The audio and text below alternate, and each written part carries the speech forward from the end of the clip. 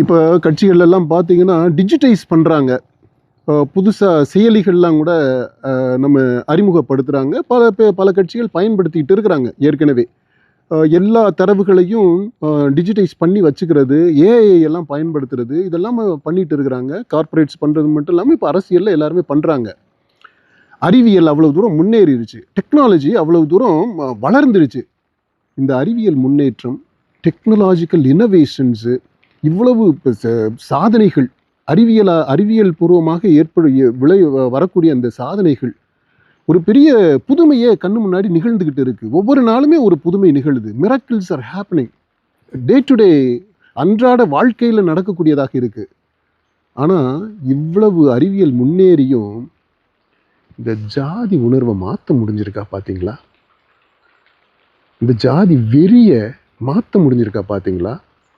WhatsApp குரூப்பில் எத்தனை WhatsApp group இருக்குதுங்க ஜாதி வெறியை தூண்டுறது மாதிரி.